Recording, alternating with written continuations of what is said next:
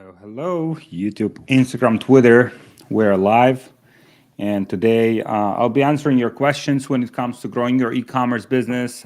Whether you're starting from scratch and you're trying to find the product to sell, you're trying to build the first website, you're trying to get your first ads up, or if you already have momentum with your business, you're already spending $1,000, $2,000, $5,000, $10,000 per day on ads.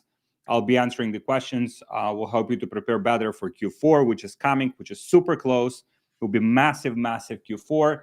For those who will take advantage of it, for those who are not prepared for it, it will be brutal, brutal Q4. So very excited to share with you my experience, all the mistakes I made. I've been in e-commerce for the last 8 years, generated well over $100 million in sales, did all the mistakes possible on planet Earth, like fucked up so many times. And so excited today to share my experiences with you, share with you what's working, share with you what doesn't work, share with you some of the mistakes that I made, that mistakes that I see other people are making, so that you don't make those yourself. Before we get started, please just drop one in the chat. Jobless X, hello G. Hey, hey. Thank you so much for joining. So yeah, please just drop one in the chat if you can hear me okay. If you can see me okay, and drop your questions in the chat box. I'll be answering questions from the chat, and we'll be helping you guys with scaling your businesses, whether it comes to advertising strategy, conversion rate optimization, choosing products to sell, team building, leadership. If you already have the business with some solid momentum, just drop in the chat your questions, and I'll be answering those for you. All right, we have a first question here on Instagram. What are the best ways to increase the conversion rate on the website?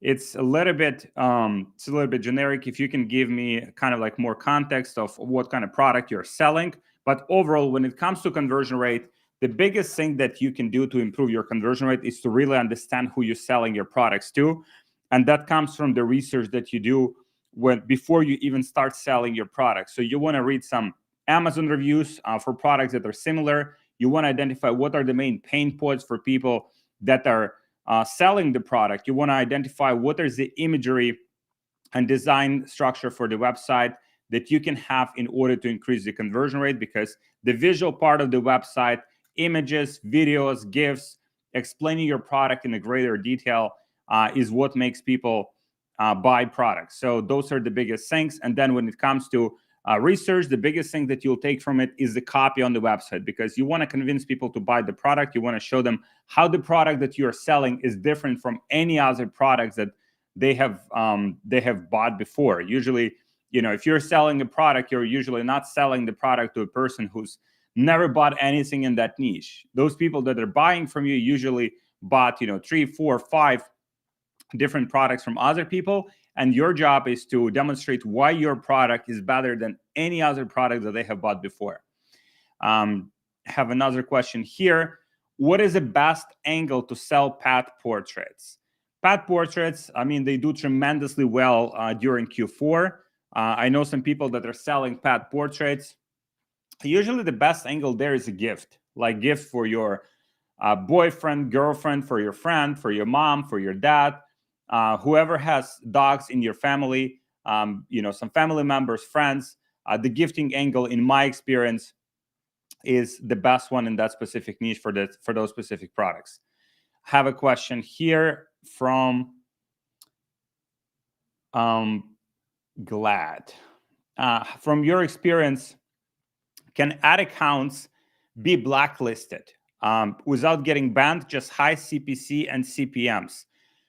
Usually it could be the website is kind of like blacklisted. What we have seen, for example, with some of the products, we have the landing page, we have the website, we have a seasoned ad account, and then we're starting to advertise that product, and then the CPMs are crazy.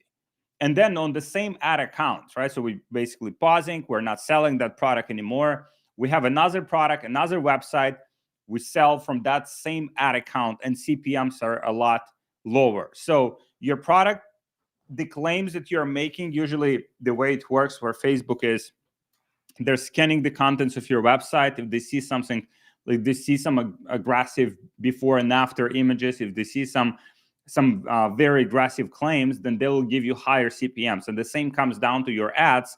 If your ads have, for example, a lot of skin, if your ads have like before and after elements, then your CPMs and CPCs will be naturally high. So the first step that I would do here is try to make your ads in your website softer, eliminate some of the aggressive claims before and after images. Like, you don't want to be using those, and see if your CPMs are lower. And if not, then I would probably just move on to another product or another website, right? You can experiment with just having a different domain for the same product. Sometimes that works, but most of the times it's just the product itself is too aggressive and you just want to move on. All right. So another great question here. Hey, Alex, your student that runs in Finland 500K per month. For how long does an average winner last for him, since it's very small population? Meditation Soul. Great question. I mean, he's been running that product for probably like a year now, because the product itself has a good TAM, which is total addressable market. If you're selling something in health, something in beauty, something that a lot of people are facing, then the product longevity will be longer. But usually in most of the products, if you're just selling some gadget, then probably not more than a few months. But if you're selling, that's why I love health and beauty niche, because it's evergreen. You can sell products for a long time. You can start selling additional products within the same niche, because there's so many different products that solve the problems within a specific niche. Like if you're selling, let's say, back pain product, there's also knee pain products. There's like neck pain products. There's different conditions there's feet pain, there's knee pain, ankle pain. There's different kind of pains that you can solve for your customers. So you can scale those products a lot more aggressively, run them for a longer period of time. So kind of that question would depend on what niche you're entering. If you're just selling gadget for kitchen, or maybe like product for pets, in those specific markets, like it probably will cap at like a few $100,000 or maybe a few $1 million, and then you'll have to switch the product in order to sustain your sales. Let me know if that answers your question. Meditation Soul. By the way, this is live. This is live. So those people, oh, is this live? Oh, is this live? This is live. This is live right now. Right now, it's Monday, August 26th. It's 12:07 p.m. here in the beautiful city of Miami. It's hot as fuck here. So this is live. All right. Jim, my man, Jim Palero. It's my product research. I'm in my product research on Facebook Ads Library, and ads say 36 ads use this stack. Can you hypothetically explain how their campaign is set up? It could be set up many different ways. Could be just the same post ID repurposed within like 26 different ad sets. They could also have duplicates within the same ad sets. I think that is not as important as the structure of the ad itself and whether that ad converts, because you can have a lot simpler structure. You don't have to have 36 replicated ads within your ad account in order to have good sales. Like if you're spending, let's say, $1,000, $3,000, $5,000 on an ad set, or sometimes even more, and then that ad set has an ad that is converting very well, that ad by itself can be spending that amount of money. So how many ads they have and how many times those are replicated, and specifically what structure of that account, is less important than the ad itself. Creative is everything when it comes to Facebook. So if you find an ad that converts, it matters less how you structure your campaigns. What matters is the ad itself. Jim, let me know if that makes sense, my man. That is a great question, though. All right. So Mohammed Imran. Hey, Alex, I'm advertising with BM5. No limit is better than agency account. Heard agency accounts perform way worse than normal ad accounts. It depends. It totally depends. I mean, it depends who you're using the agency accounts from. Sometimes you're using agency accounts, and those agency accounts are also used by people that are doing gray hat, black hat, no shipping.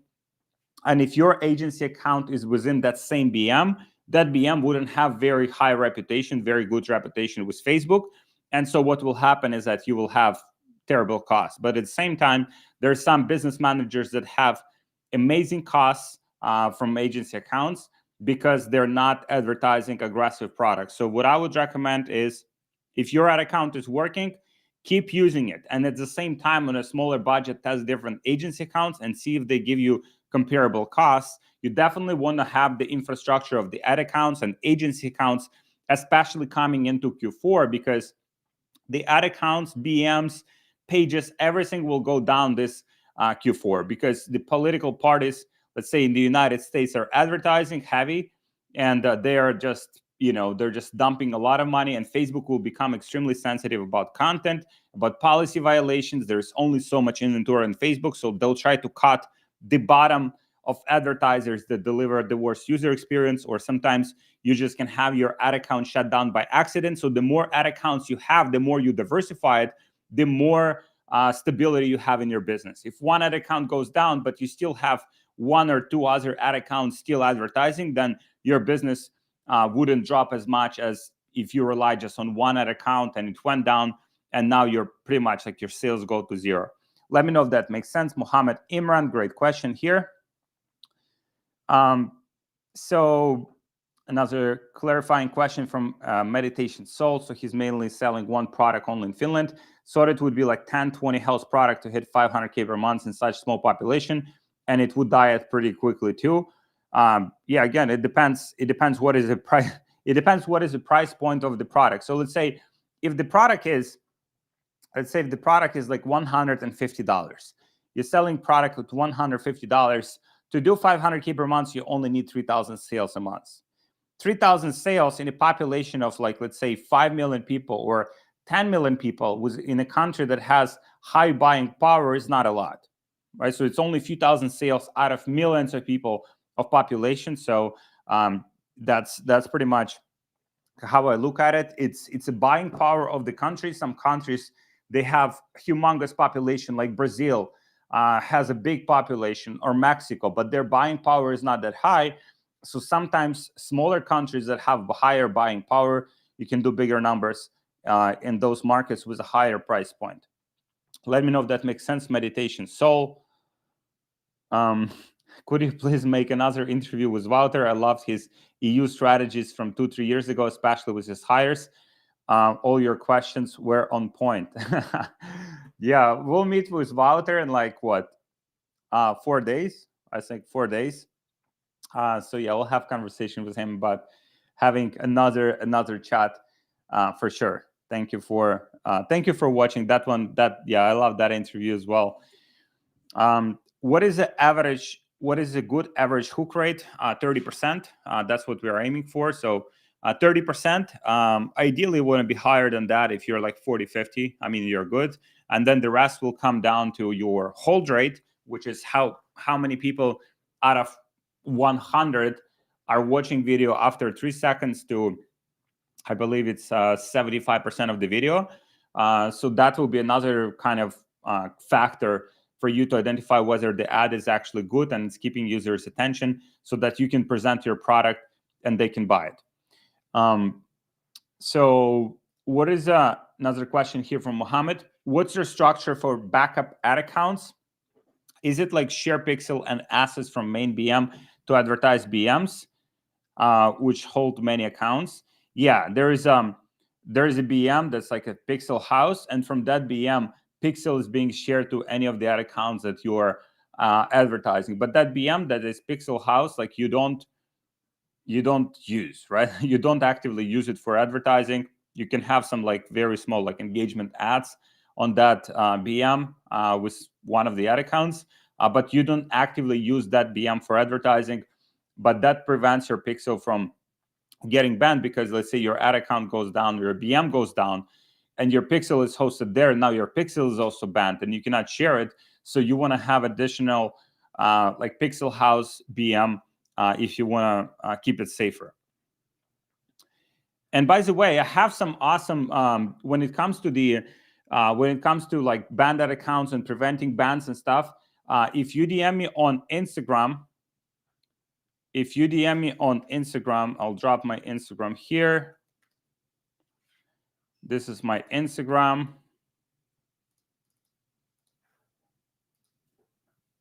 Just DM me on Instagram. DM me ban on Instagram, and I will send you some of the documents, some of the tutorials on how to prevent your ad accounts and your assets from getting banned, and also to have this like good infrastructure coming into Q4. So DM me ban here on my Instagram, and I'll send it over to you. All right. So which niche, question from Krish Patel, which niche is best to start according to you? I was planning for closing, but need your perspective as well. Closing is not my favorite niche. I personally don't like closing because of how many variables it has. But if you understand design, if you can create new designs, if you're willing to deal with like 20, 30, 40, 50% return rates that are usually happen in closing niche because of the sizing differences, people don't like the design, and like there's so many different factors in closing which causes high return rates. If you're willing to deal with that, then go for closing. Otherwise, I would keep it simpler. I would go into either health, beauty, jewelry, or pets. These are 4 niches that I personally love the most. And so those are the niches I would start with. Specifically for Q4, I think jewelry is a great category because it's a giftable product. And it's also a lot simpler. The product itself is very light, very easy to ship, very cheap to ship, very fast to ship.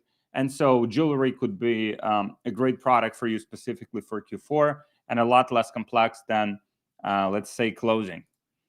And also the supplier and best market as well. I mean, best market, I personally like Big Four. I like United States market. It's very competitive though. If you come from another country and you speak the language, maybe you come from Germany, you speak German, then one of those, that's a market you can start with. Germany is a lot less competitive than, for example, United States. So you can have initial momentum there. You can diversify to other countries in Europe, or you can gain that experience and start advertising in the US. So what to do initially, drop shipping or proper e-commerce with inventory? We always drop shipping initially because like we don't want to commit to inventory for the product that we don't even know whether it sells. So drop shipping is a great validation method. That's why our business model, which is lean e-commerce brand. So we start with drop shipping, we're validating the demand, we're making sure that the product that we're selling, people actually want to buy and ready to pay for it. And only after we validated it, we're buying inventory, we're shipping products to 3PL so we can offer faster shipping. We're improving the product quality. We're making sure that all of the elements are on point. And that's how you turn drop shipping into a brand. And if you want, I have this whole document. I think it's like 20 pages, like literally step by step, how to transition from drop shipping to a brand. If you want me to send that document to you, just DM me here. DM me brand, and I'll send that whole document to you with the whole transition from drop shipping to a brand. It's a very tactical document. It has the suppliers, it has all of the moving parts, it has specific contractors you can hire, it has every moving part that you need to transition from a drop shipping to a brand and create an amazing customer experience for people who buy products from you. All right. So where do you recommend to get an email marketer if you run multiple stores and test 3, 4 5 products a day with Funnelish? Where would you look for, since most of the email agencies suck? Meditation Soul, DM me on Instagram. I'll introduce you to one of our like proven agencies that we work with. They're like, compared to everyone else who we've used, they're very, very good. If you DM me on Instagram, I'll introduce you to them. And ideally, for a full-time person, I would start the recruiting process on LinkedIn. I would start looking for a full-time email marketing person. You can start looking in countries like, South America has some great talent, like Uruguay, Paraguay, Argentina has some awesome people. Eastern Europe has some great talent as well, specifically Serbia, Poland, Ukraine, has some very, very good talent. So I would start looking in those countries. And on LinkedIn, you can target specific countries where you want to advertise for the candidates, so that you get like relevant candidates for the job post. And after you have, like, let's say you probably will have like hundreds of candidates for this role, I would start filtering them out based on kind of like how they communicate. We usually ask them to send us like short Loom video to see how they present themselves, whether they can communicate the value of the offer. We ask them to share any of the results that they are currently getting for their clients, so that we know exactly kind of like who we're dealing with. And based on those, we are pre-filtering candidates. For those that we pre-filter, we give them some trial task. It would be setting up like a automation sequence, or just auditing the email account and identifying, what are the areas of improvement that they see, so we can improve the performance of our email marketing. So it's kind of like few stages to the hiring process in that case, and it would take you some time, but it's definitely worth it. Especially if you're running so many different products, and there is a lot of kind of variables, I would definitely get someone in-house full-time for this. But there are some good agencies. If you DM me on Instagram, I'll introduce you to some good agencies as well. All right. What do you think? What do you think of the people in EU that run closing and test like 10 to 50 products a day? Their creatives are basically AliExpress images with edited background, and that's it. Landing page, very simple. I'm personally not a big fan of this, but if that's something that you see people are doing and you see that they're doing very well with it, and you can get some guidance from them on how to do it. But imagine if you're running 10, 50 products a day, the quality of a product is probably pretty low. Then you have the returns, you have chargebacks, you have sizing issues. So you would need kind of like pretty good team. If you already have the team to facilitate this whole process, then it's awesome. But it's if not, it will be a lot of moving parts versus selling like one good product with high margins and just scaling that up. And also, if you have basically no barrier of entry here, like if anyone can just scrape the images from AliExpress with edited background, like then you'll probably see a lot of people just copying what you're doing and trying to replicate you and copy you. How did Wouter back then, for example, test so many products a day that wasn't closing? I feel like if you would test 5-10 health beauty products a day, you would literally run out of products in 1 month. Yeah, and since then he adapted his business model. He's doing more long-term business model with products in a specific niche. He's selling the same products for the last like 3 years. He's made tens of millions of dollars in sales selling those few products. So he simplified his business model a lot, and most of it came from painful experiences of a lot of complication that comes with that specific business model. So, all right, what are your thoughts? What are your thoughts on Indian markets? Indian market is great.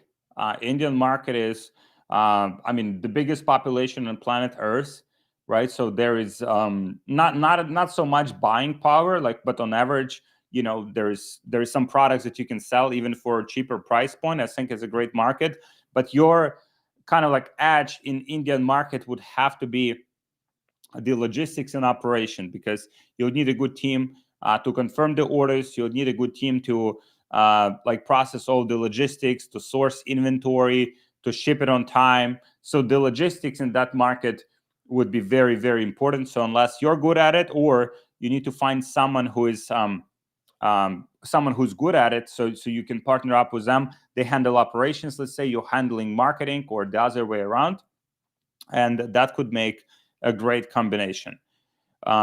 Jonathan Pata, please just DM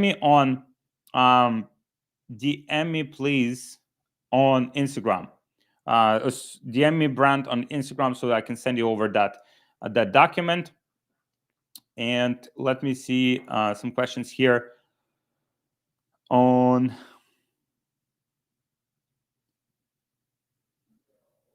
Let me see some questions.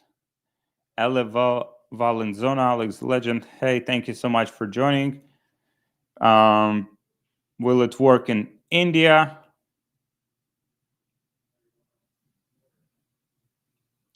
Okay, what are your thoughts on Indian market? I think I already answered that.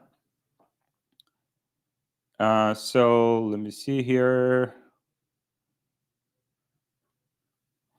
Okay, I spent 10,000 Studnik TRS. I spent $10,000 per day in Facebook. What is best?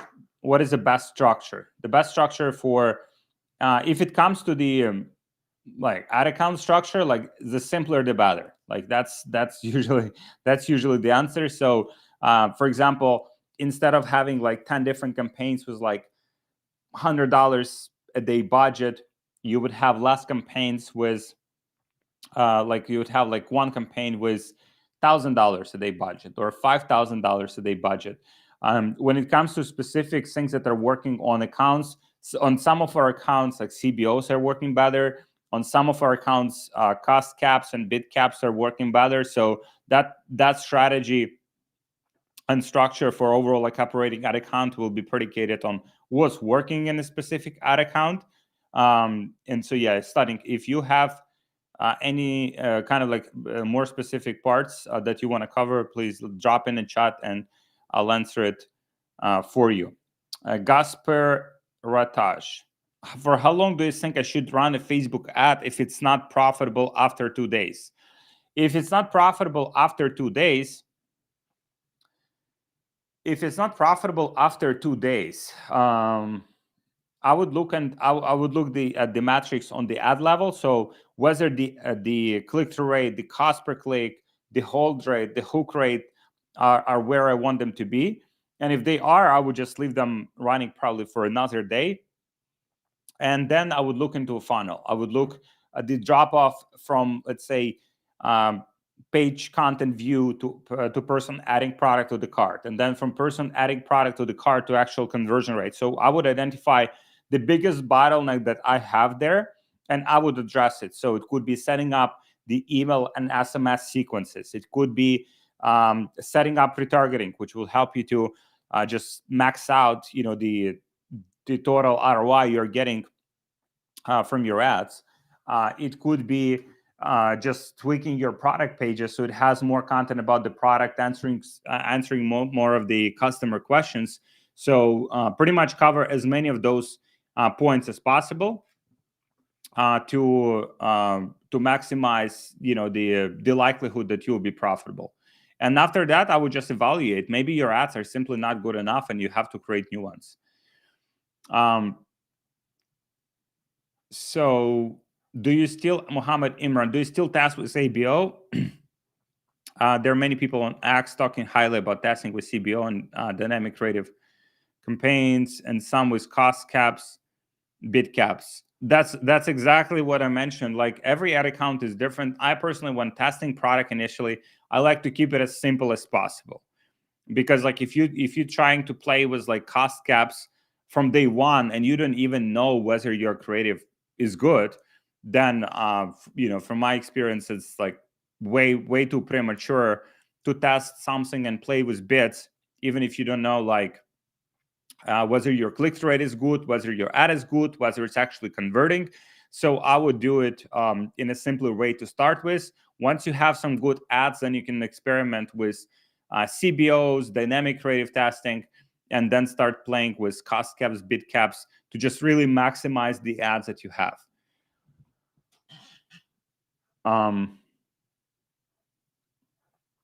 Yeah, Andres here. Test it and let the numbers do the talking. That's the best approach. Test different approaches, see what works for you, and then double down on that specific approach. How many products and campaigns do you recommend to run on one agency ad account that are in the same niche? If you run in EU and test 2-5 health and beauty products a day. Ideally, you would have several. ideally you'd have like just as a backup, or just like several accounts. If you want to keep it, yeah, and probably what I would do there is like if you test so many different products, I would have one ad account specifically for testing, and another one where you would scale the products. Because let's say if when you're testing, you usually have, and specifically health and beauty niche, you might have some aggressive ads. And so if your ad account goes down, at least the second ad account won't go down, right? So you kind of like consolidate, spread out the risks for your ad account. So one of them would be for testing, and another one would be for scaling. So that's how I would spread it out. And then I would share the pixel between both of those. I would probably have the pixel house so that the pixel is safe. All right. How often do you recommend to test new creatives for a winning product in EU? Also, when you see decline in sales, testing new creatives and it's not working anymore, should we test new advertorials? It's a great question. So how often do you recommend? I mean, creative testing process is like never never stopping. Like it never stops. So you would always test like new creatives as long as you run the product. And then when you see decline in sales, I mean, decline in sales could be correlated with so many different things, right? It's just, for example, in our business, some days of the week are just like worse than others, right? If you're selling the product, so that's just one thing, right? So for example, we might have less sales on some days of the week, and then the weekend usually would just perform extremely well.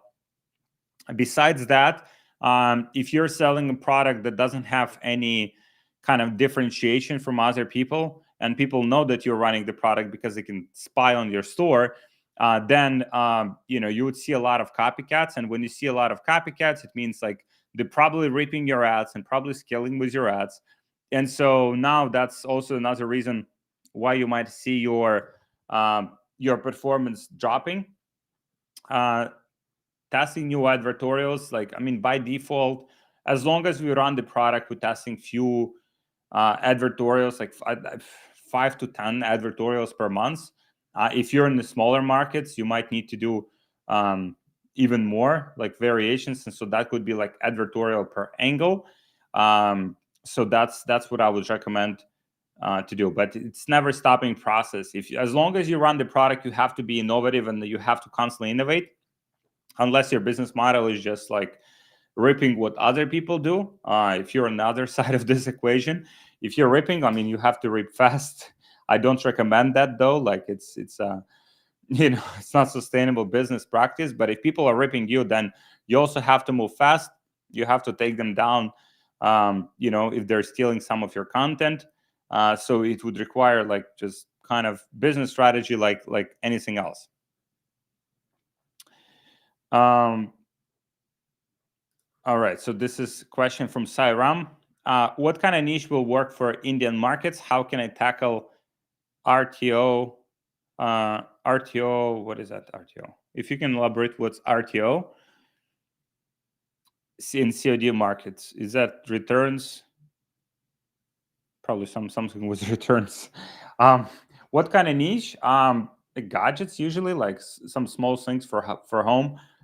Like in Europe, for example, with COD model, you can check this business called Vigo Shop, see what products they're selling. Usually, it's called all sorts of gadgets. There's no really kind of like selection of the niche, specifically in those COD markets, because everything is pure volume game. Like everything is just like you want to sell as many different products as possible, and it's just like churn and burn. Like one product, kind of like you scale it kind of dies, switch to another one, switch to another one, switch to another one. Because Indian markets right now is probably where American market was like in 2016, 17. So in terms of that potential for general stores, it has a lot of potential and big population. So if I would be living in India, I would definitely run like COD model. or if I spoke Indian language. So are any of your students running in Italy with advertorials with only credit card? I checked the market, but I barely see people run advertorials there. And if they do, it's 95% only COD, cash on delivery. It's a great question. I mean, you would still get some sales with if you run only credit card, but if you want to maximize your conversion rate, then it's 100% has to be COD. We have some clients running in with credit cards, just like standard websites, no COD model in Italian market, but the scale is limited. The ones that are doing numbers, those are the ones that are using COD models. So it's kind of like trade-off between like, do you want like as simple business as possible and just, I don't know, make like maybe a few $1,000s a day max, or do you want like a bigger scale?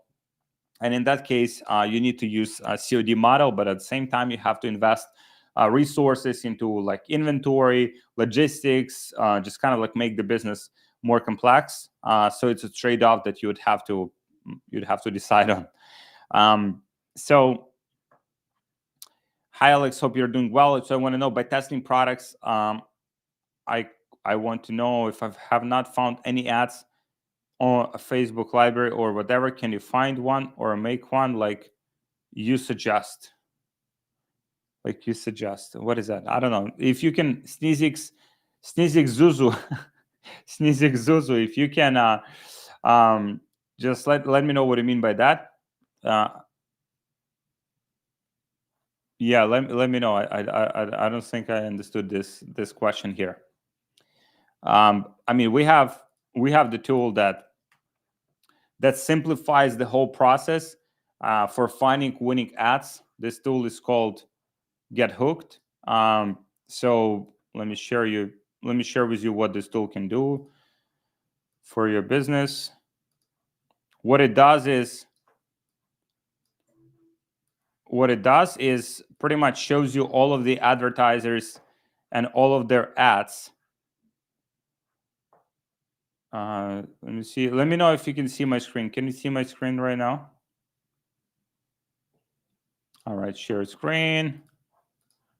All right, so for example here, right? So we are inside of Get Hooked. We have like 6.9 million ads, right? And so here you can see like different products, different brands, different niches. You can filter by even by video length. Like let's say you only want to see like VSLs, you can filter it easily. So these are like all of the VSLs that you could potentially use. Then you can also filter by like niche. Let's say you only want to do let's say automotive, right? So automotive, you see the automotive ads. This one doesn't have many ads scraped. If you want to do fashion, you see the fashion, all the ads in fashion. So you can filter by these criteria. You can also filter whether the ads are like picking up in performance, or let me see. Okay, so yeah, I'll remove these filters. You can see I remove the filters. Now, boom, yeah, we have like for fashion alone, we have 981,000 ads. Like that just for fashion, just for one niche. So that's a tool that we have developed internally. We're using it internally. It helped us to streamline the creative process a lot. We can get inspired and replicate pretty much like all of the like ads from different niches, adapt them to our brand. Like, and so that's a tool that you can use to simplify that search for the product that you want to sell. I'll drop it here on the screen. It's called Get Hooked AI. And you can give it a try and see, whether it simplifies the process of search for you. Okay, return to origin. Okay, return to origin. I mean, the first part of your question was, how can I tackle return to origin in COD markets? from what I talk to people who are selling in those markets with cash on delivery. Usually it's like WhatsApp confirmations. The moment customer places an order, they're getting the WhatsApp call or phone call to confirm their order, to confirm all the details, to confirm shipping information. So that's one of the things that you can do. You can also set up probably some SMS reminders that, for example, your product has been shipped, your product will be delivered today. So all of the notifications. So it's pretty much kind of reminding customers about the products that they have ordered, because people forget stuff. They might have ordered, and then next day they already forgot. Oh, I already forgot. I ordered this product there. So that's one of the things that probably will make the biggest difference. There's probably like smaller tactics besides this, but that's what I would focus on. What I would try to do is I would try to find people that are specifically doing that business model. I would pay them for their time. I would pay them for consulting, and just learn as much as I can from what they're doing, so I can remove and avoid the mistakes that they have done. Question from Mohammed Imran. What would today's Alex test to pest Alex, who was stuck in Ukraine, to start with? Will he tell him to directly start with advertorials, or go with product-aware products and with lenders? I mean, if it was today, if I knew what I know now in 2024, and if I have applied everything I know now, like in 2015, 2016, I mean, I would probably build the biggest like e-commerce operation of all time. But it's kind of yeah, there's many moving parts to this. Depends kind of like what capital I would have. If I would be low on budget, I would start with markets that are not as competitive. I would start with some smaller markets, European markets. I would also probably do some organic TikTok if I was low on budget, and if I had the budget, then 100% I would go with advertorials from day one. I would do the proper research about the products, about the pain points, and I would go for I would try to go for higher volume, higher scale from day one. All right, so Meditation Soul, I got it. So basically, if we run, for example, run in Germany with 3 to 5 big house winners, we wouldn't be able to replicate similar success in Italy with just credit card. Max would be just few $1,000s a day. Yeah, that's what I have seen. That's my experience. Maybe you will, you'll do something different. You'll be able to scale it harder. But in my experience, if you don't use cash on delivery payment options in markets that specifically like cash on delivery, then your ability to scale will be limited. How limited? I don't know. Probably a few $1,000s a day. Maybe you'll get it to $10,000 a day, but it wouldn't be like, let's say $50,000 or $100,000 a day. At least, from my experience and talking to people who are in those markets. All right. So Sneezix, tell me please if it's better if I advertise only Europe, because it's a little complex to get anyone targeted in Canada, USA, UK. Yeah, I would do Europe. If I was starting out today, like I would do Europe. I think it's less competitive, especially if you come from one of those countries and you speak the language and you understand the mentality. Like that gives you the advantage compared to other people. So I would 100% do that. How often would you test new creatives? Some say that more than one batch of new ads a week is too much. What do you think of it? We mainly run advertorials with image ads, similar how Maxi runs image ads. Depends on the market. Depends on the market.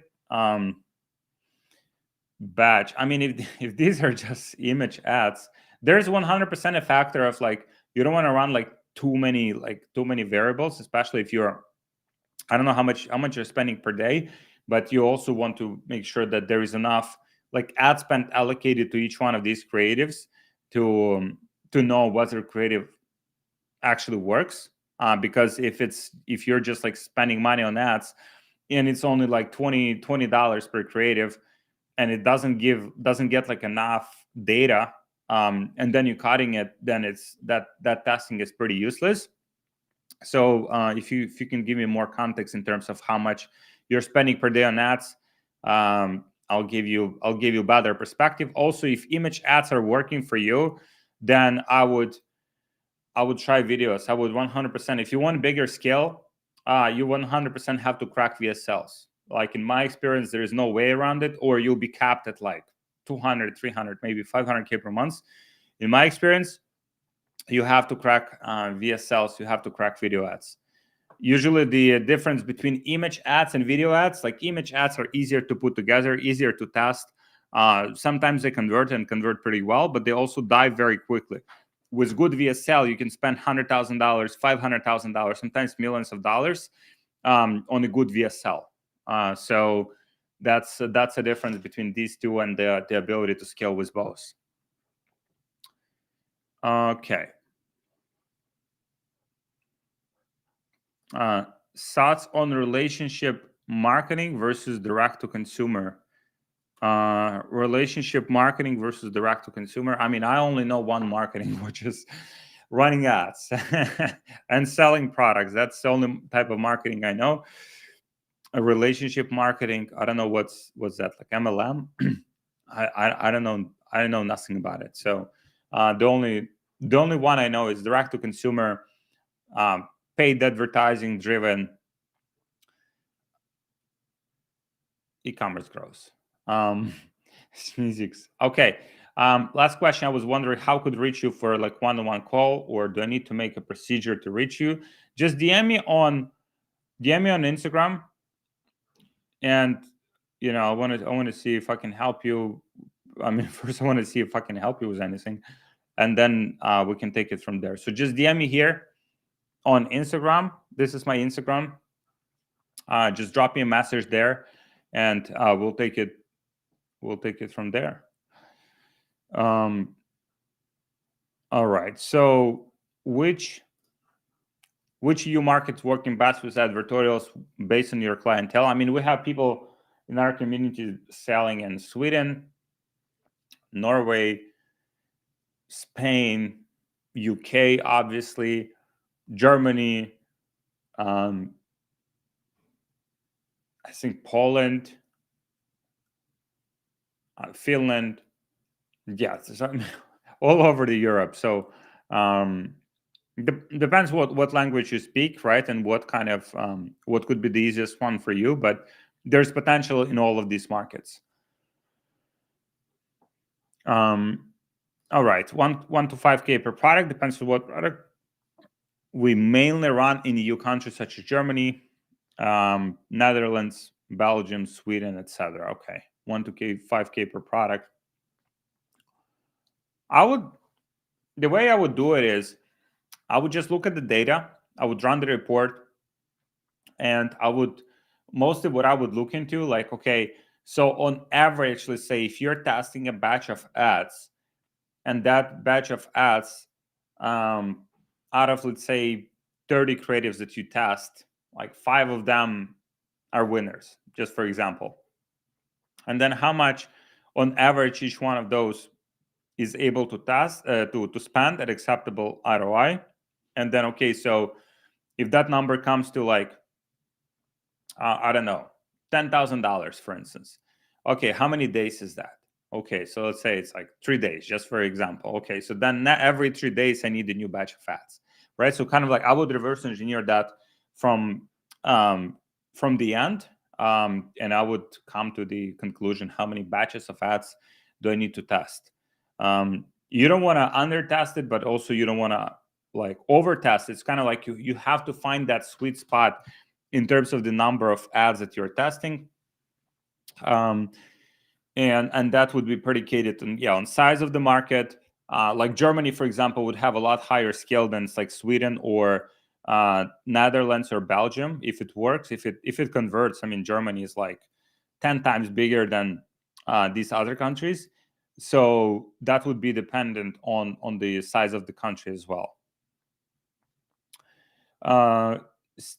Sneezix, yeah, please DM me. Yeah, we have a community. We have several communities depending on your level of experience.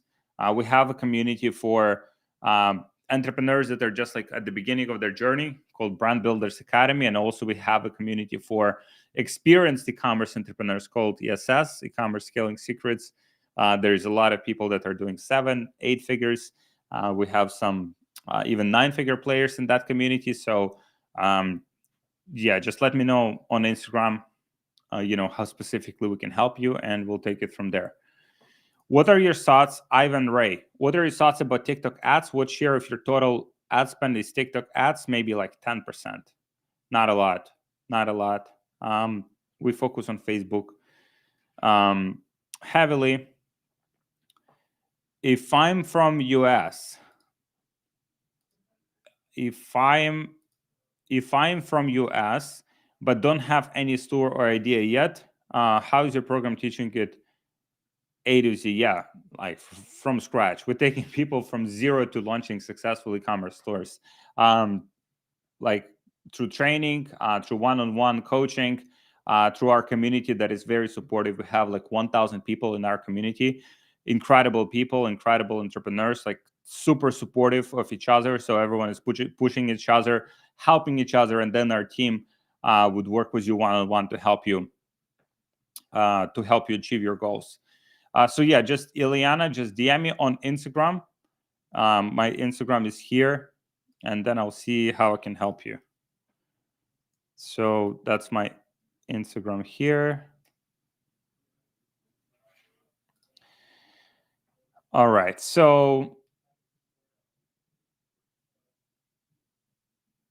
okay, that's my Instagram. Please, any of the resources from this video, like Facebook bans, you have like landing pages. I have lots of resources on landing pages, on advertorials, on VSLs. I have tutorials on building the team. I have tutorials on building like overall like infrastructure, specifically coming into Q4. So just let me know here. Just shoot me a DM on Instagram, and I'll send those resources over to you. Also, Mohammed Imran, also Alex, I don't remember. If you remember, I asked you one of the lives about going through the Facebook policy while creating creatives and landers. Please do one video on it. Yeah, it's a great one. I know it's in the pipeline. It's in the pipeline. Yeah, we'll try to make it happen this week. So, all right. So for Europe market,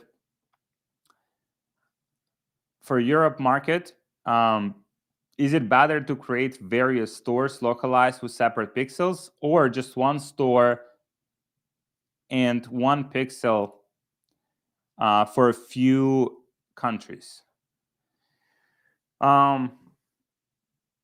That's a great question. I would probably have like, I mean, if it's the same category, I would probably have the same pixel. If it's the same category, the same product that you're selling. But if these are different products, then I would probably have separate pixels. So that's how I would approach it. Would you recommend for people who do EU successfully still do the same route as Wouter, focus less products and more in depth? Did he completely stop with EU and move to Big Four? Yes, he did. And I think depending what you're optimizing for, if you're optimizing for profitability short term, and you're generating profit in EU markets with kind of like more general store model, then it's not a problem. Just keep making money, keep making profit. But if you want to build something more long term, if you want to build enterprise value of your company, then you have to go after bigger markets. You have to make sure that the legal structure of your company in the EU, which I know a lot of people kind of like finding different loopholes on that side, that structure needs to be completely clean if you want your business to be valuable and sellable. So those are the things that I would take into consideration. But if the objective is simply to generate profit, then and EU is working for you, then just keep doing it. Like just max it out. Just make sure on the legal side you're doing everything as clean as possible. All right. Do you recommend any spy tools for mainly native ads, or in general landing pages with mainly advertorials that are running actively? I mean, there is like, if native ads specifically, you can try AdBeat. That one is great. But alternatively, you can use Get Hooked. Like literally, you can spy on any of the brands. You can even like sort brands by number of active ads that they have. So you see exactly, which brands are spending the most on ads, which brands have the most active ads. And then from there, you can see their best performing advertorials. So that's literally, we found like probably in the last like 30 days, we found like 3 good ideas for advertorials for brands that I haven't even heard of. Like, and they have like very, very good advertorials, like landing pages. And I only found them because of Get Hooked, because it scans, like it's literally just like goes through the internet and like just swipes all of the ads on autopilot every single day, right? It's like if I was doing that manually, that would take me like whole day. And probably not me. Like I would have to have like I would have to hire a team of people who would swipe all of these ads all day long. And instead, it's just everything is done in a fully automated way. How do you handle Facebook ads inconsistencies? I literally have a video on this. I have a video on how to handle Facebook ads inconsistencies. Just DM me FB on Instagram, and I'll send you that video. That video is like literally breaks down all of the things that you can do in order to battle inconsistencies with your ads. What do you think about affiliate marketing 2024? Is it still worth it? Yeah, it's still like it's just a business model, right? It's just a business model. And when it comes to the business model, it's only like how well you do it. Like there's some very successful there's very successful affiliate marketers, there's very successful e-commerce entrepreneurs. So if you commit to a specific business model, then you can succeed with it. As a whole business model, affiliate marketing is great model because it has less kind of moving parts in e-commerce, but at the same time, you never build anything that's yours. You're just promoting other people's products for a commission, and at the end of the day, there is no enterprise value in this.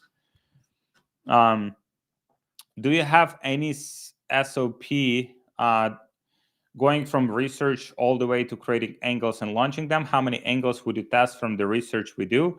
Yeah, I mean, we have those like SOPs, prompts, templates, like everything we have inside of the ESS.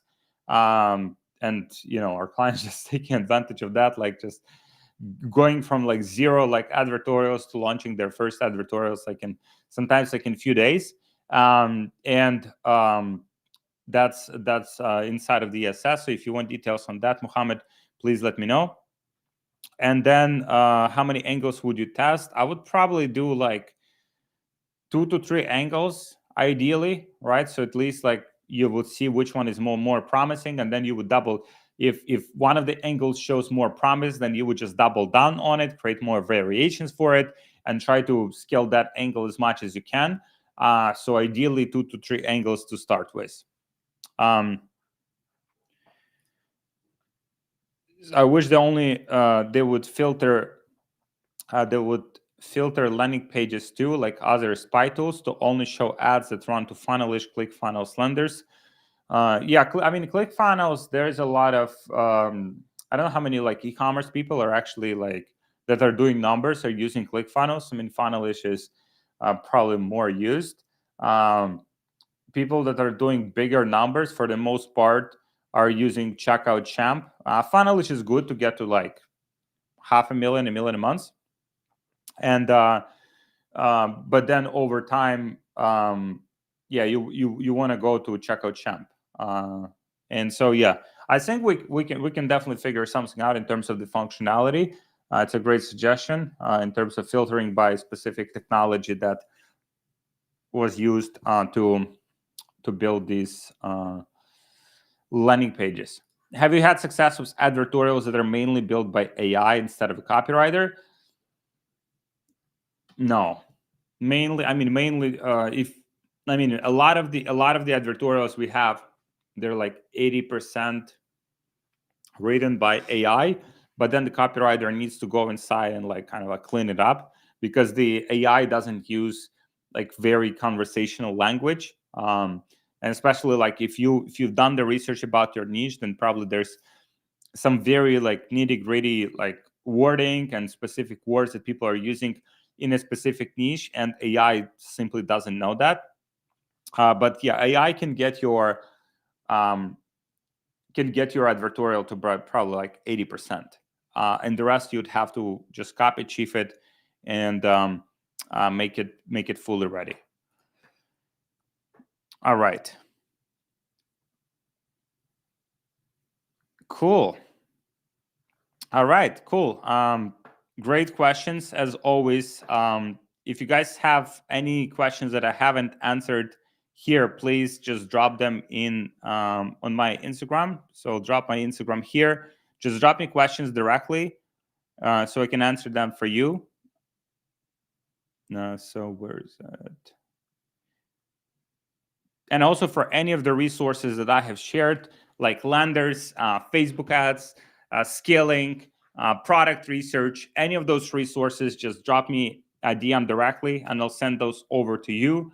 And with that, we'll be wrapping up meditation. So thank you so much. A lot of great questions. Let's connect on Instagram. Just DM me on Instagram with any of the specific resources I mentioned throughout this call, so I can send those to you. Also, if you have any specific questions that I haven't answered, please send them directly to me on Instagram, and I will answer you there. And thank you so much for joining. Thank you so much.